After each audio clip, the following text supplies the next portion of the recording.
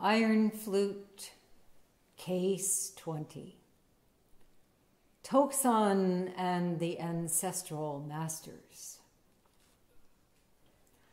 Kaku was attending his master, Tokusan Senkan, and asked,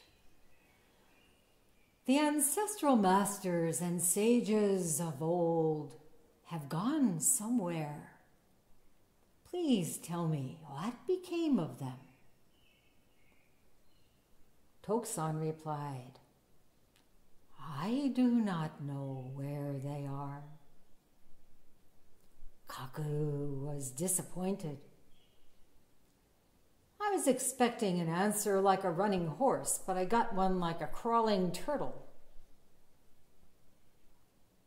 Tokusan remained silent, as if defeated in argument.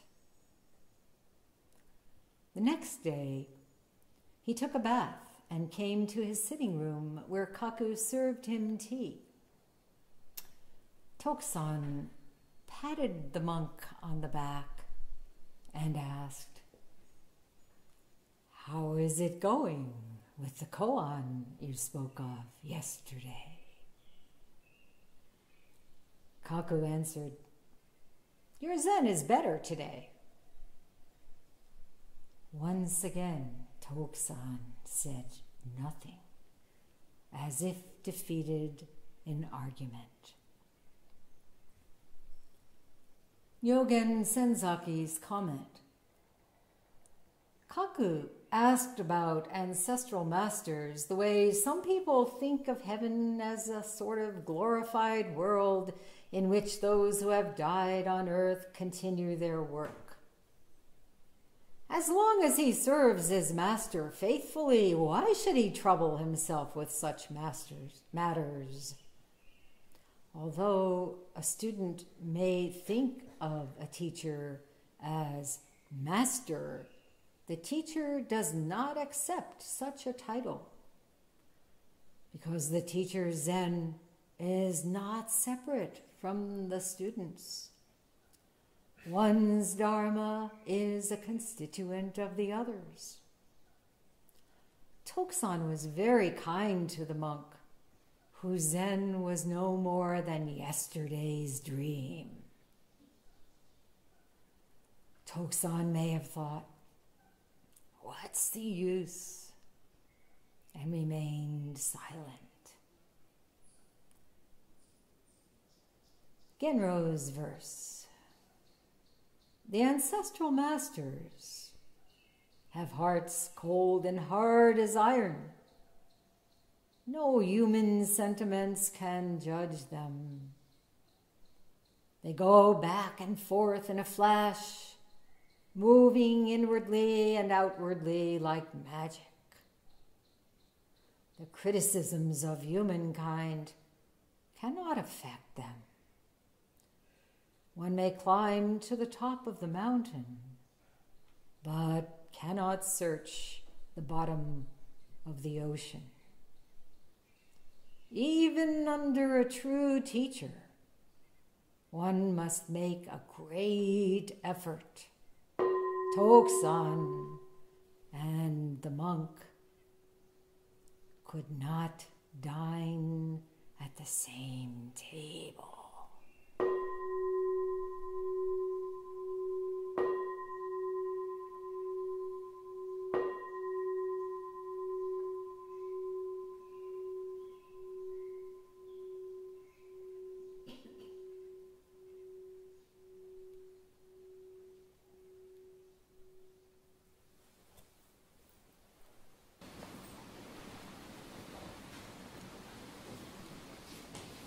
This is the second day of our anniversary session. And each teisho, this session, I will read from writings both from my own journal and also in what I wrote in our newsletter of the 70s, early 70s, called Dharma Seasons, to give you a taste of what it was like here. It's now 40 years since I moved to Dai Boastsu Zendo, and I have been rereading these old things, some of which I haven't looked at probably since 1970 something. So to convey the feeling of the life here as we prepared for today, I will share some.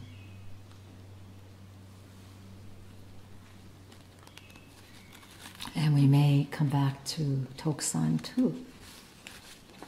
It is my intention.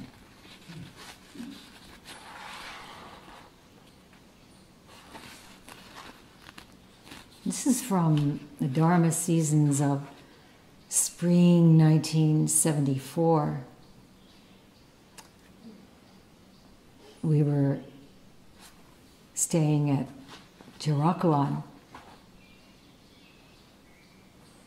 while this building was under construction. Here's a picture of Shinge Roshi and a very young Edo Roshi and a very young monastery building.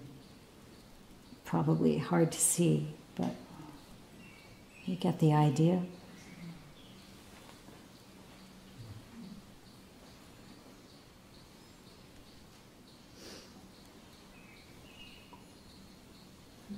These are in our historical files here at the monastery, which will soon be organized in a way that people can appreciate them and safely keep them from crumbling. This year's Paramita session began in a swirling blizzard on Sunday, March 17th. What else is new? It was a session of strange and wonderful extremes. After 2 days of fierce sitting, there was a surprise birthday party for Shinge Roshi, complete with cake, singing, stories, and great laughter, not to mention a performance by several Sangha members of the No play Togan Koji. Shinge Roshi loved No theater. Moments after the party, again, deep, still zazen. The next afternoon, Shinge Roshi led us in our first dancing kinhin. We went down from the Zendo, Jirakuhan, on the second floor, to what we used as the Dharma hall, which is now kind of a living room. There was no furniture then. So I still remember this. Dancing in the Dharma hall. A joyous round of improvisational Namu Dai Boastsu movement with clapping, chanting, twirling, and jumping. All inspired by Shinge Roshi's story about the dancing pilgrim monk Ippen Shonin. After this Namu Dai Boastsu kinhin, there was absolute stillness. A stillness that continued on through the afternoon, growing deeper and deeper throughout the rest of the session, so that dancing and zazen, walking in the bright snow and drinking tea increasingly seemed like one activity. At session's end, Edo Roshi said, "This has been the most..."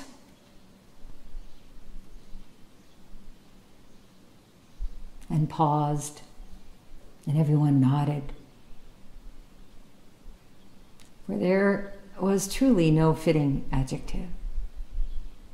The most something session.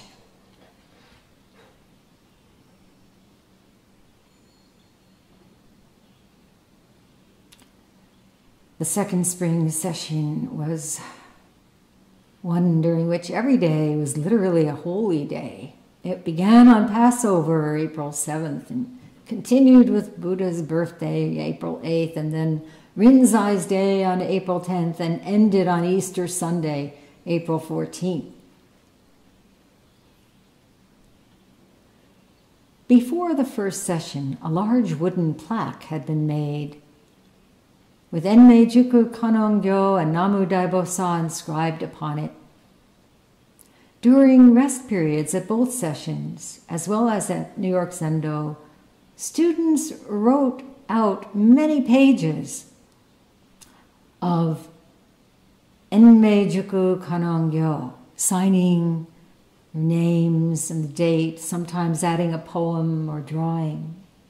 These pages were kept on the altar with the plaque along the side. On Easter Sunday, a special ceremony was held. Many students and their families came up from New York to join us. There were 67 people in all. In one line, with the plaque at the head, everyone walked to the construction site and entered into the new Zendo. There, a makeshift altar had been set up, along with a rope and ladder leading to the rafters of the roof. Dai Roshi explained to everyone that the several hundred sheets of our Enmei-juku Kannon-gyo writing would now be placed in a wooden box mounted on the back of the plaque, that this plaque would be fitted into a specially prepared section of the roof as the spiritual support of International Dai Boastsu Zendo. While we chanted Heart Sutra and Enmei-juku Kannon-gyo, Soen Roshi and Dai Roshi placed the pages in the box, nailed it shut, and then, during Namu Dai Boastsu chanting, the plaque was raised and hammered into its new home.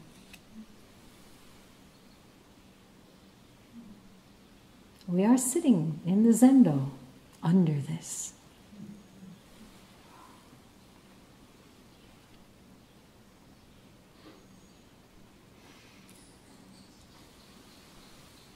And then the summer community of that same year in 1974.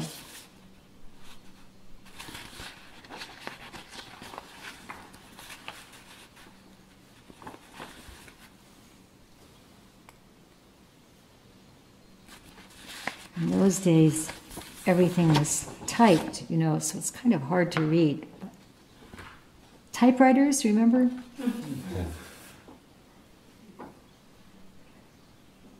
At the beginning of June, 2 swallows had built a nest right over the awning in front of the Dharma Hall at Beecher House, Jorakuan.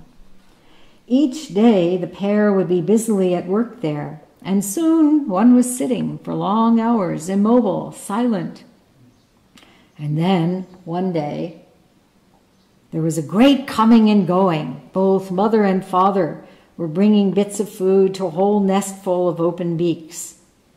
It was not long before the nest was bulging with boisterous young birds.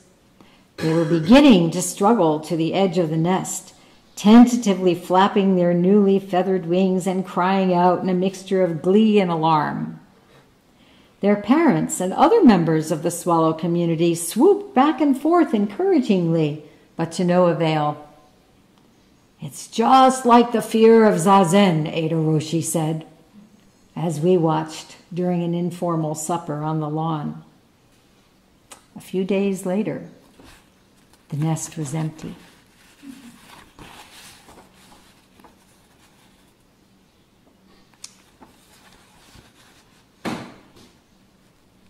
Although life at Dai Boastsu adheres to a fixed schedule, our days have been filled with as much variety as the endlessly changing surface of the lake.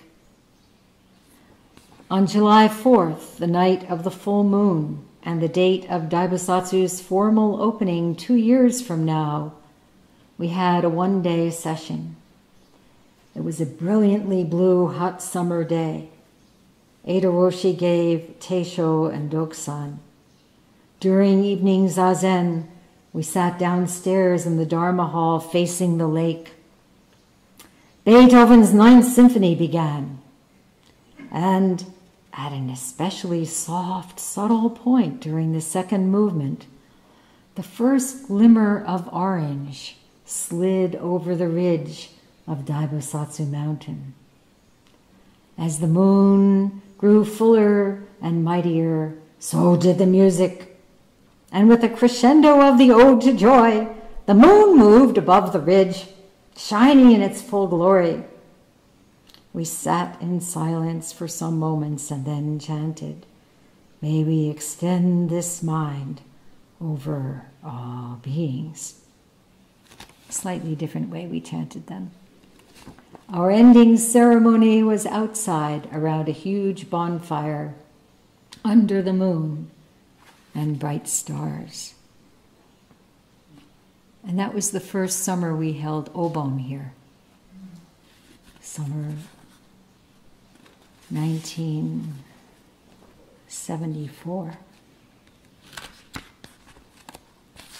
The ancestral masters and sages of old. The days of old at Dai Boastsu Zendo. Where have they gone?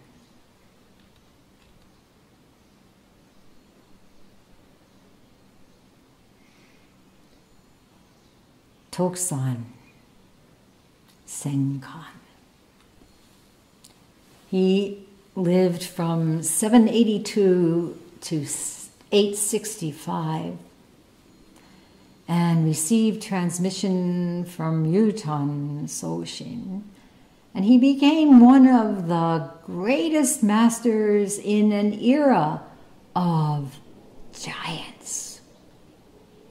These ancestral masters of old. He was a contemporary of Joshu and Rinzai. And as some of you know well, among his Dharma heirs were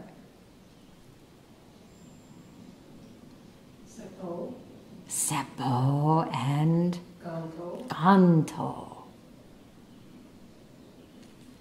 Toksan started out not as a Zen teacher, or even a Zen monk, but as a Diamond Sutra scholar.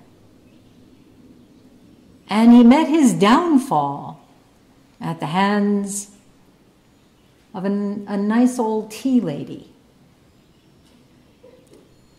His downfall was what led to his ascendancy as a great Zen master. Now, many times I know this must be true for you, as it has been for me.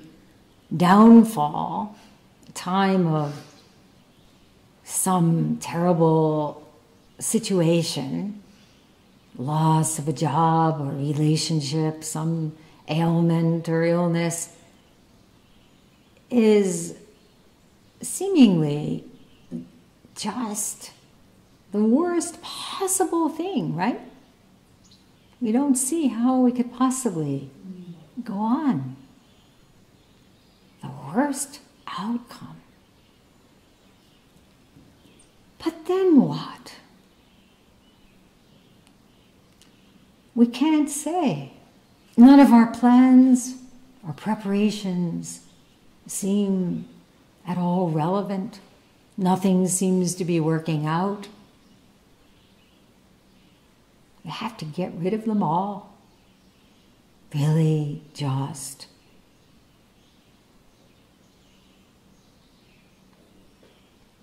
accept. Okay, this is it. And then what? Someone, maybe an old tea lady, something that we come upon, points in a new direction. something we could never have imagined. If, and this is a big if we're open to it. The readiness of our karma, what has gone before, what has softened the heart to allow this to be taken in. If we've dug down deep, if the soil has been cultivated, we may find some completely unexpected treasure. And of course, this is zazen, this digging down deep. This is sesshin, right? In a way, when we come to sesshin, we are pledging not to continue in our old ways, our old complacent habits, the comfortable,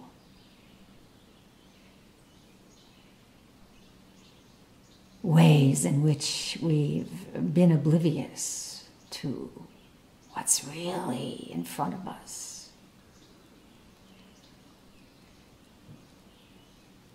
It's one thing to see what's in front of us. It's one thing to see the impediments that have kept us from seeing, which can happen in intensive zazen.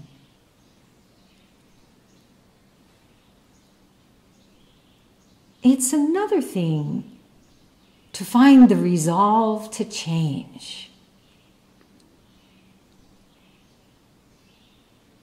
to feel that resolve building and building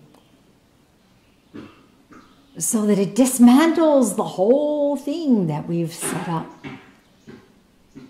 so carefully. And it's another thing to actually do the hard work again and again.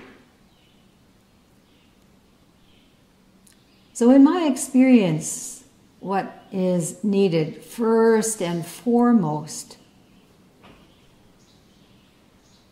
I say this so often, most of you who hear my talks are probably so tired of hearing this, is true repentance, true purification, true confession, true atonement. Over and over to see before it comes out the harsh word that is about to manifest in speech, to see the thought form that led to that word, and to see how it then leads to another.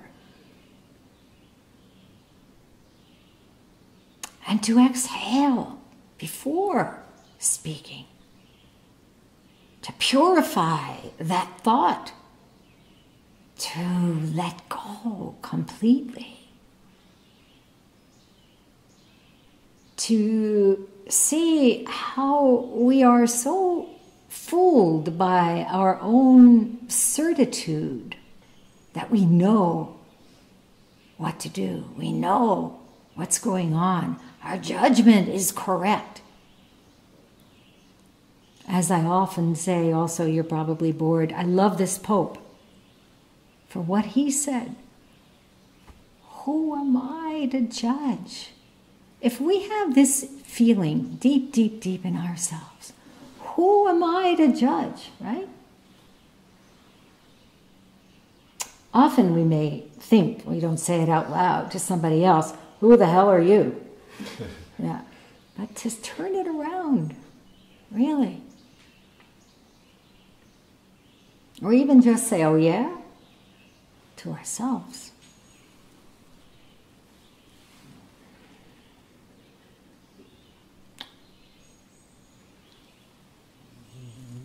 You know, there are so many subtle ways in which we justify these quick retorts that seem to leap out of us before we even know.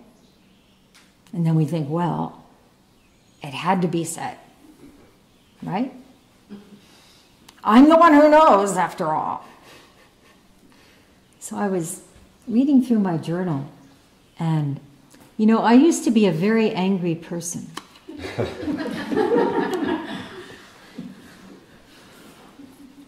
I mean, really, I was totally gripped by anger. That's why I am so grateful to this Zen practice, to be able to work my way through that year after year after year after year, year after year after year. Now when I get angry, it's just, I have to laugh. But it was a real problem back then. So here's something from my journal of July 20th, 1975, living here. Dai Roshi gave a teisho, and he used a koan with Joshu from the Blue Cliff record that begins with a quote from On Believing in Mind, "The perfect way knows no difficulties," speaking about relativity and absoluteness. And he talked about moving out of the state in which we constantly discriminate between right and wrong. When I look around, there is so much I see that is wrong, I begin to feel like a lunatic.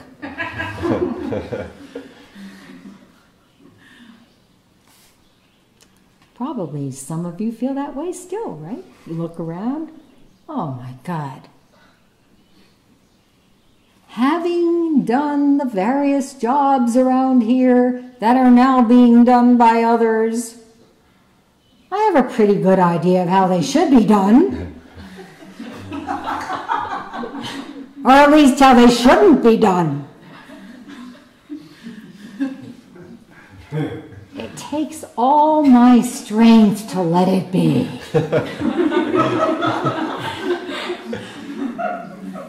That's the hardest job of all for me, and it has no title. Just when I feel I have transcended the judgmental, something happens, and right back into the battleground.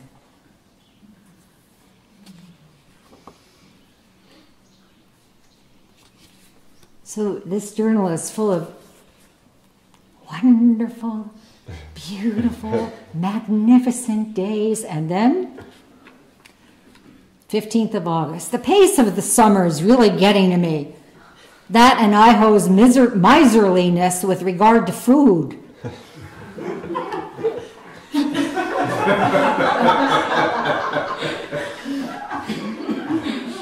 I find so much irritation in myself toward almost everyone and everything. So I realize it's probably tiredness. Everyone is bone tired, worried about Dai Roshi, hungry and generally spacey. Now there's the big push to get everything looking good for Soen Roshi's arrival this coming Thursday. Plus, a couple who will be married here tomorrow and 40 of their friends to arrive then. Plus, the usual weekend arrivals and more people coming now that sesshin is approaching. Somehow I feel very negative about everything. For months now, I've gotten into these states of mind where I think, just one more such happening, and it's the last straw. But somehow, so far, I keep going.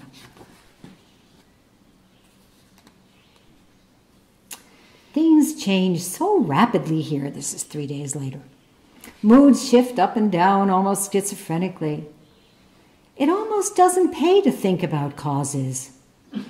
beyond realizing one's own constant faults and their corresponding results.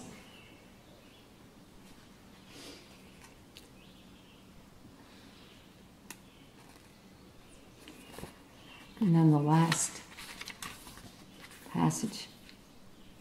This is 22 of September. No, this is the 12th of September. It seems impossible not to be nasty and critical. I just can't get over this hyper-awareness and habitual irritability. What a total bore I am.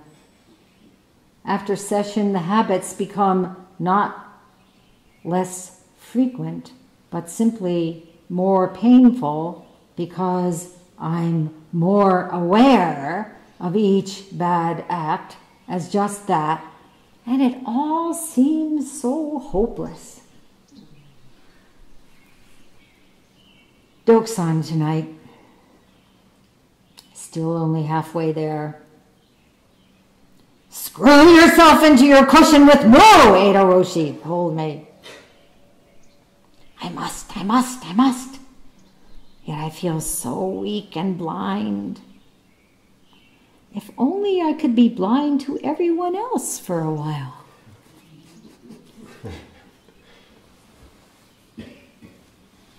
So I tell you, I read you these things because while some among you don't have these issues,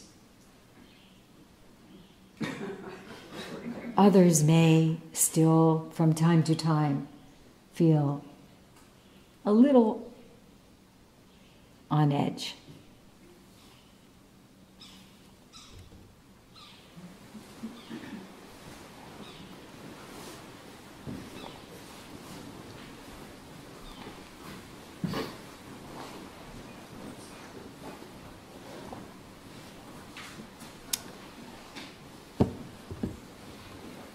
I used the word hopeless back then, and I think it's really important that we are willing to give up hope of things being better, to really give up completely. You know, what do we mean by surrender, after all? To give up our idea about how it can finally be if we just find the right, balance of building blocks. No. We have to really drop it. Really just let it go completely.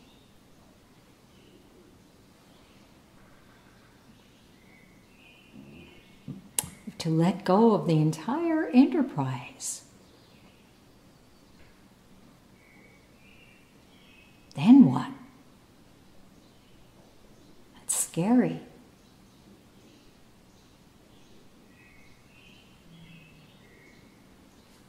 Well, Toksan too was quite angry, quite self-righteous. And he was traveling south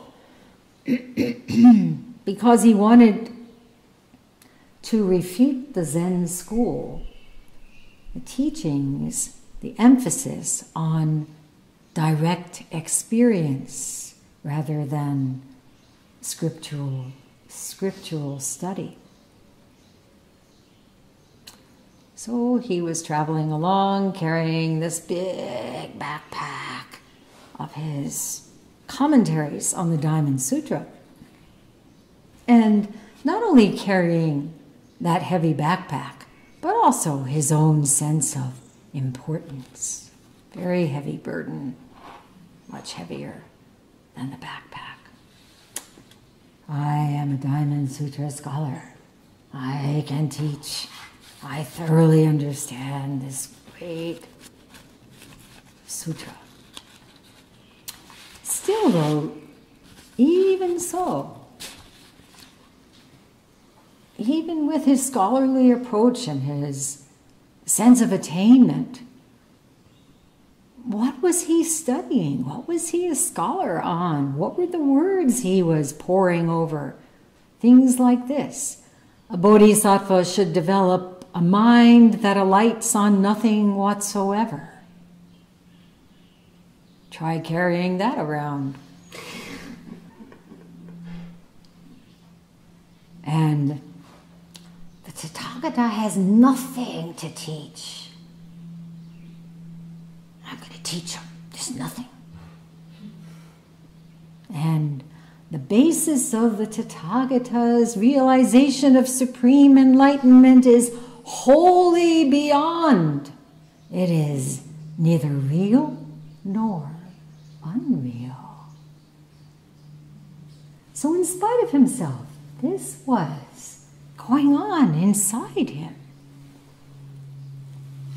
So there was a readiness under all that arrogance. A karmic readiness to be able to hear, to see. And so he stopped at a tea shop for a snack called a tenjin, which is a word that means both snack and also light up the mind. The tea lady said, "What's in that heavy pack of yours, venerable sir?" "All my commentaries on a revered Buddhist text called the Diamond Sutra." What could this common tea lady know of that, right?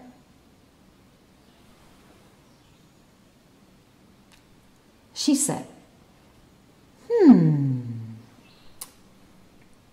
I understand that sutra says it is impossible to retain past mind. Impossible to hold on to present mind. And impossible to grasp future mind. So, what mind are you going to light up? If you can answer, I will give it to you. If not, you cannot buy it from me. Poor Toksan,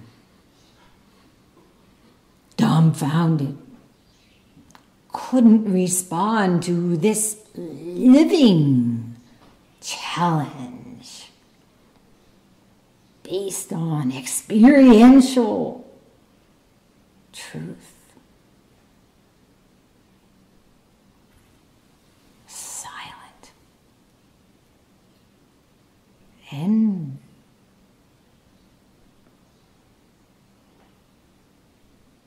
felt something deeply stirring and realized, I have to let all of this go. My achievements, my identity, my very life up to this point. I have to just let it go. And there are two very short poems of Rumi that speak to Toksan's experience at this point, at this realization of, I can't say a word about it. And also to our own experience of being locked into what we think we know, to our judgmental mind, our comparing mind. Rumi, not until a person dissolves can he or she know what union is. There is a descent into emptiness. A lie will not change to truth with just talking about it. We do a lot of talking, don't we? oh, I'm going to root out all those ailments that are causing me so much trouble, and other people too, by the way. I'll just get rid of them. Yeah, right? A lie will not change to truth with just talking about it.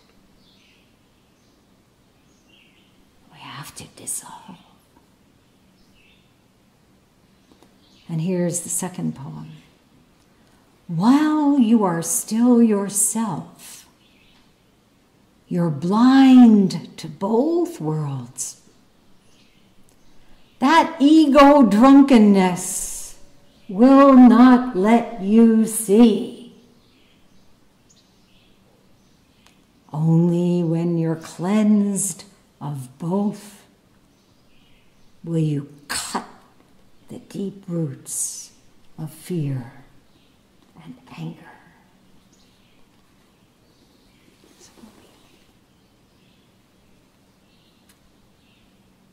Ancestral Master Rumi.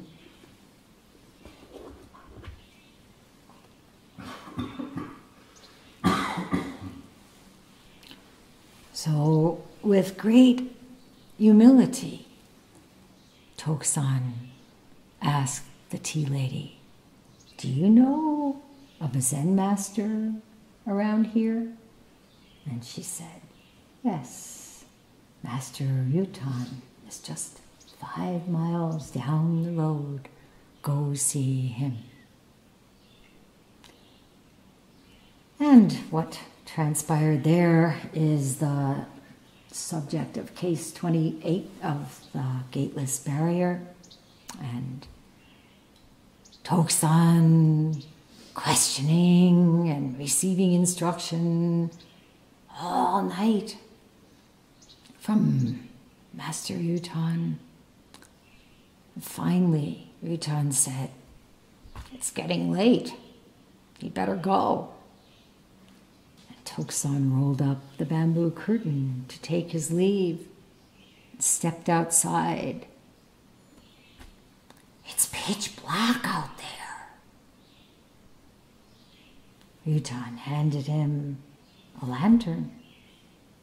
Just as Toksan was about to take it, Yutan blew it out. At that, Toksan's mind was lit up.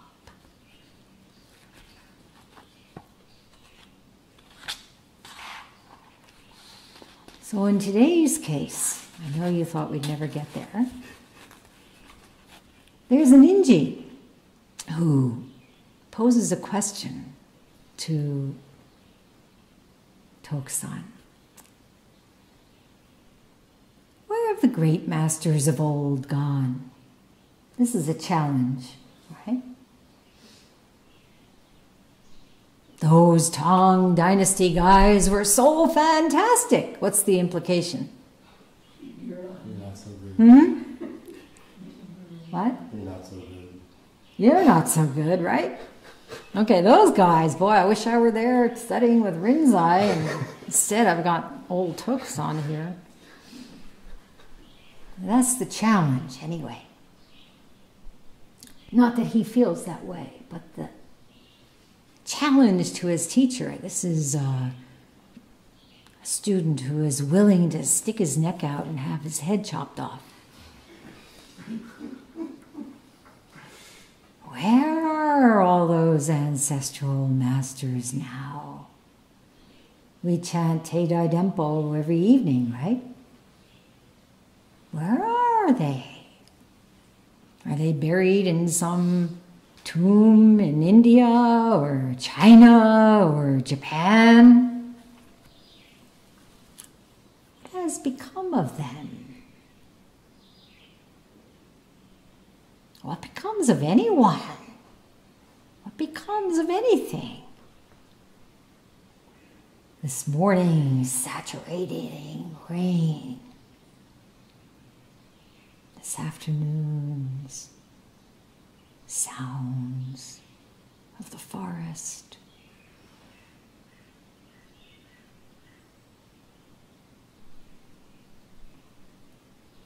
the first teisho held in this building, August 30th through September 6th. I should say the first session held here after the floors were down, because we did a session before that on the bare concrete in the sheetrock. But the first one that happened after we moved into this building, August 30th to September 6, 1975, Shinge Roshi offered this poem. I came to the door of Dai Boastsu Zendo, and it was already open.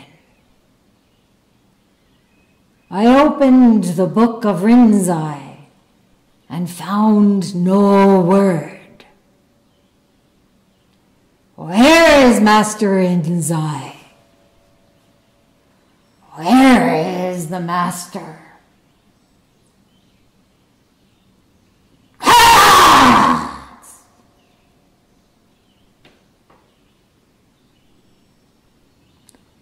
So probably Kaku was hoping for this kind of response.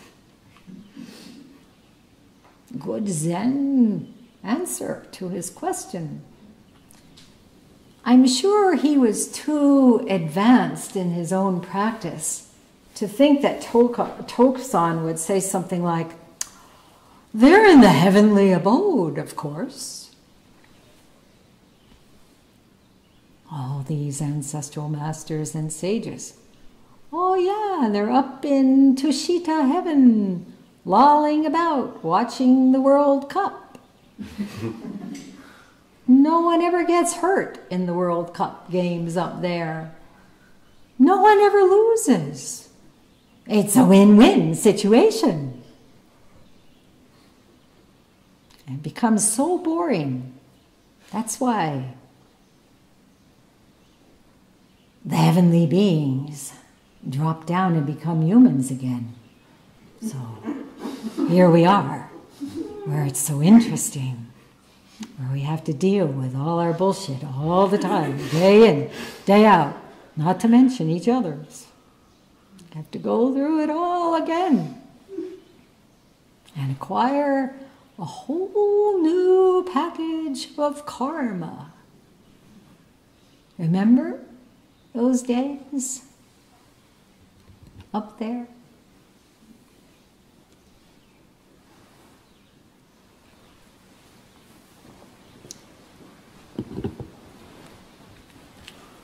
But Tokusan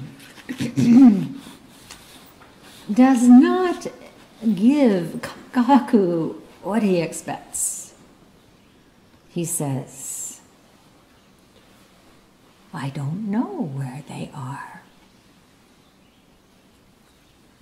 Pulls the rug out from under his Inji's feet. This is giving nothing, holding fast.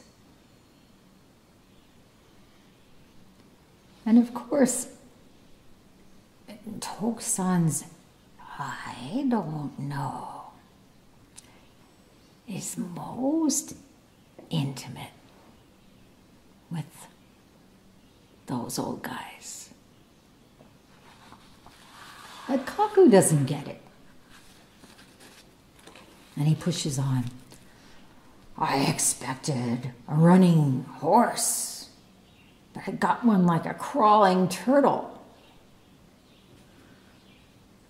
And this reminds me of the host and guest passage in Rinzai Roku, where he speaks about different kinds of students. This one, sometimes the teacher does not display any object, but according to the student's question, deprives him thoroughly. Tokusan doesn't display He doesn't say, class. He doesn't do anything, right? He says, I don't know. Completely depriving Kaku. The student, having been deprived, resists to the death, unwilling to let go. Yeah, Kaku. Unwilling to let go. And Tokusan remained silent as if defeated in argument. This may remind some of you of another case in the gateless barrier with Tokusan. With carries his bowl. Seppo. And Tokusan comes carrying his bowls, and Seppo, his brash young Tenzo monk, says, where are you going with your bowls? I haven't struck the meal gong yet. And Tokusan, what? Turns and returns to his room. Not a word of recrimination. No need to justify, oh, well, you're late with the meal. Nothing.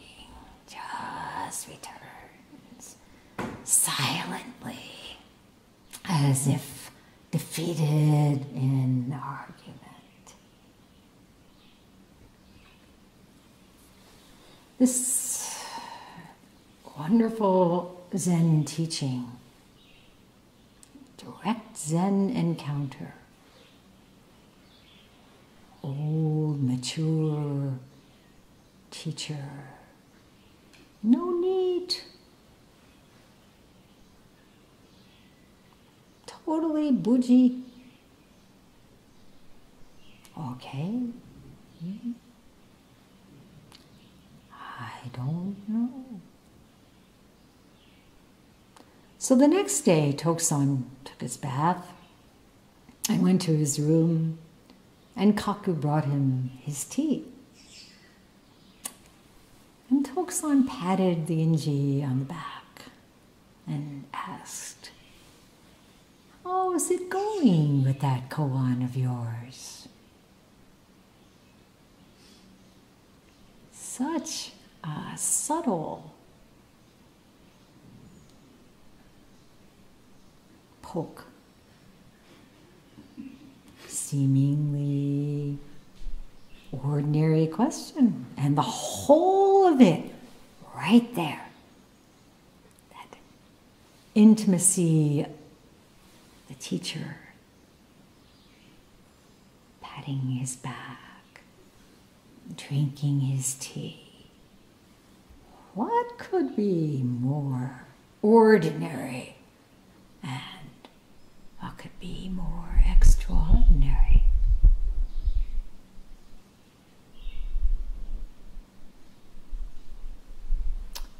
And what does Kaku do with this intimacy? Oh, your Zen is better today. Thank you so much. So glad you approve.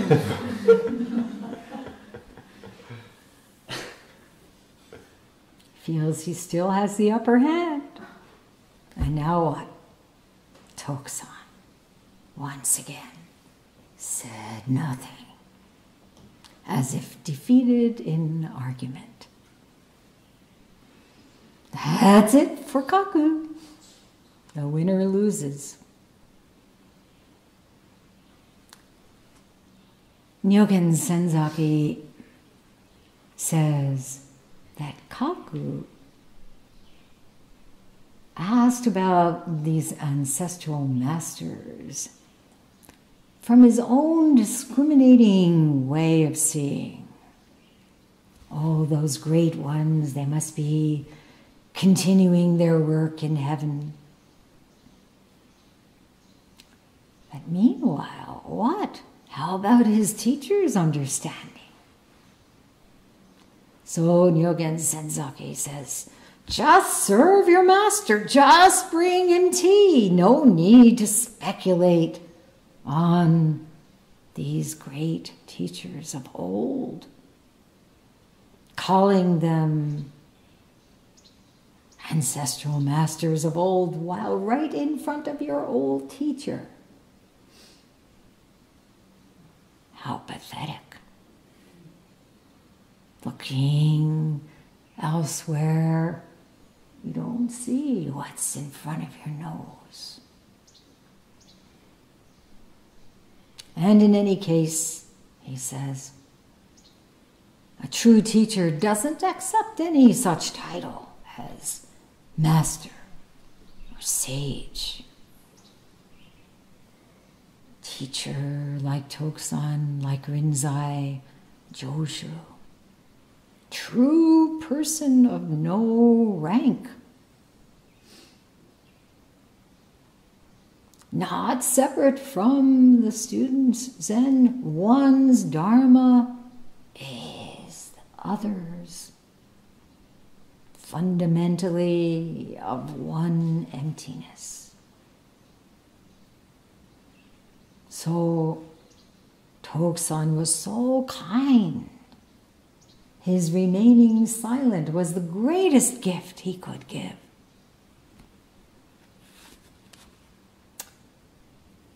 And of course, we must awaken ourselves. No dependence on any of these old guys or old tea ladies or anyone right in front of us. Each of us is here to find out who we truly are.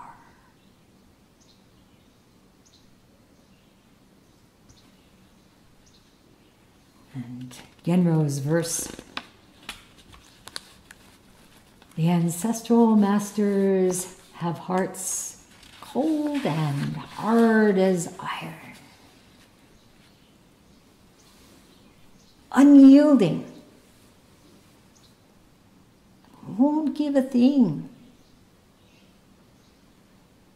holding fast. No relativistic view can possibly penetrate,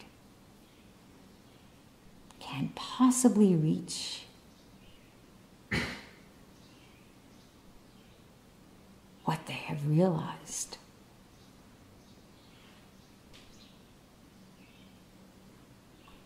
They go back and forth in a flash, moving inwardly and outwardly like magic.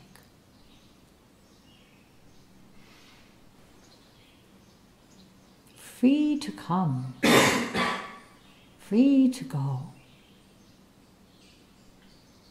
Rinzai's true person of no rank, always going out and coming in through the face of each one of you. If you have not yet testified to this, look.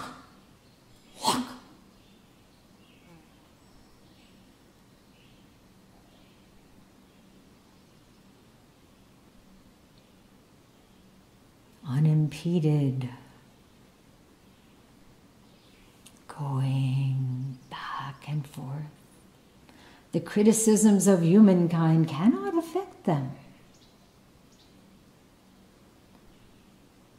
One may climb to the top of the mountain, but cannot search the bottom of the ocean. You can go all the way to the top of Mount Everest and look out and see far and wide, and you will still miss it. And you cannot walk on the bottom of the ocean, he says. Fathomlessly deep and profound, beyond anything we can conceive of, these masters. And then his last two lines, even under a true teacher, one must make a great effort. Toksan and the monk could not dine at the same table. This monk, Kaku, has been practicing under a true teacher. But it is his effort.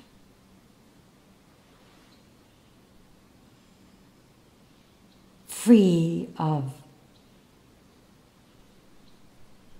self-perpetuating analysis, relative thinking,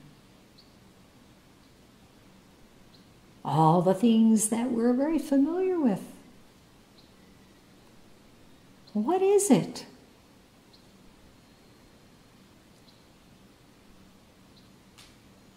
To bring great effort to this practice. Very often, people may have some idea that it requires some kind of force. As I said in my journal, I feel weak and I don't have the energy to do it. To do what?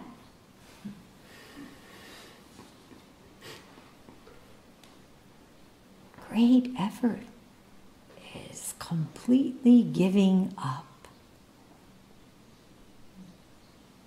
To be simply this bare attention.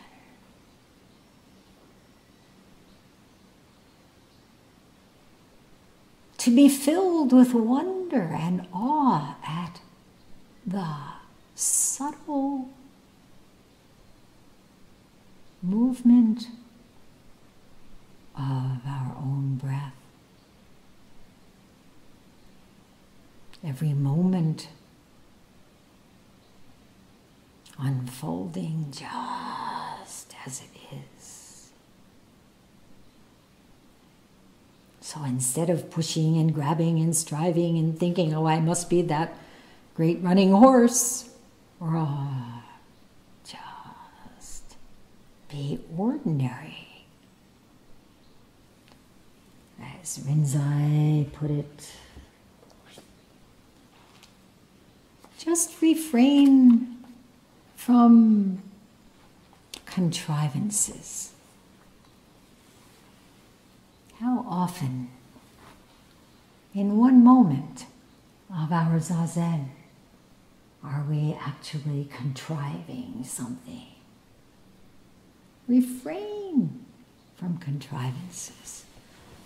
He says, all the delusory thoughts that have already arisen, don't let them continue.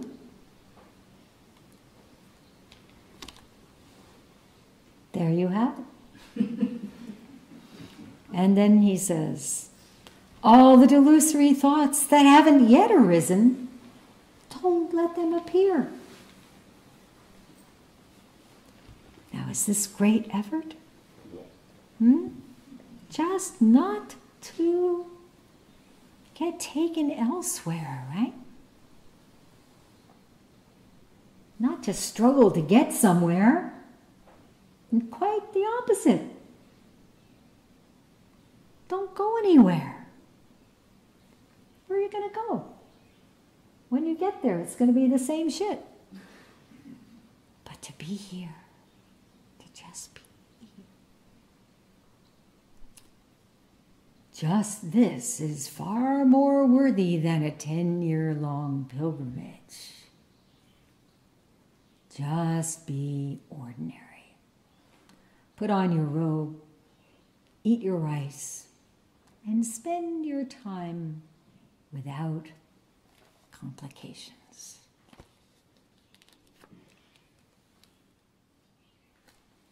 Buji. So let's do that, okay?